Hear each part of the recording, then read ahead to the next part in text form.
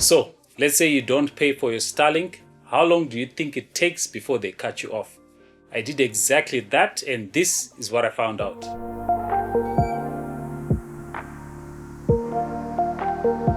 So let's say you're running short on cash, or financially you're not in a good place, but you still need your Starlink internet. How long do you think it will take before they cut you off?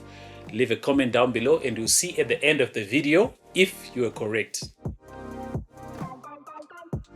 So the first day is the day when the payment is due.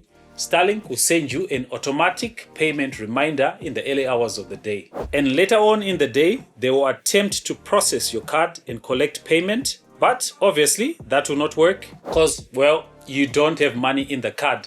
And later on in the day, they will send you an email telling you that your payment did not go through. And you need to rectify it before they interrupt your service. You know, the usual fear-mongering, but you're strong. They need to do better than that. 5 days later, they will attempt to process your card again, but you know it's not going to work again because what? You're broke. They will threaten you again and ask you to take action. This is day 5. You still haven't paid. Now, another 5 days later, now this is day 10. They will attempt to process your card again, but we all know that you're broke and they're still a bit patient with you. 2 days later, on day 12, they attempt to process your card again. At this stage, they're getting impatient with you, but then again, you still have no money in the card. Then 5 days later, now is day 17, they attempt to process your card again to no avail. But then again, if you look at it, 17 days without paying for your Starlink, that is a very, very good buffer right there. I don't think many companies will actually do the same thing. But at this stage, you will start feeling bad. But then again, I had a video to do, so I had to keep on going. Now, the very next day, on day 18, you get a suspension notice.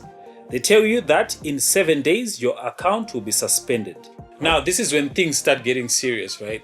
Now, I don't know if it's a coincidence or not, but then, you know, you're used to playing 4K, but now it's downgraded to around maybe HD, and the internet is acting up.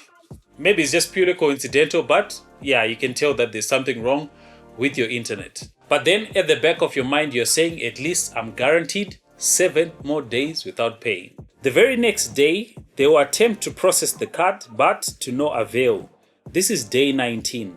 And exactly 5 days later, on day 24, you get another suspension notice telling you that you only have 1 day left before they suspend your account.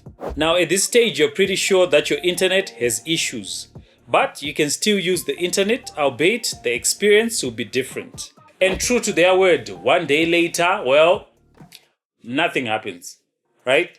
And you're thinking to yourself, hey, maybe things are working out, right?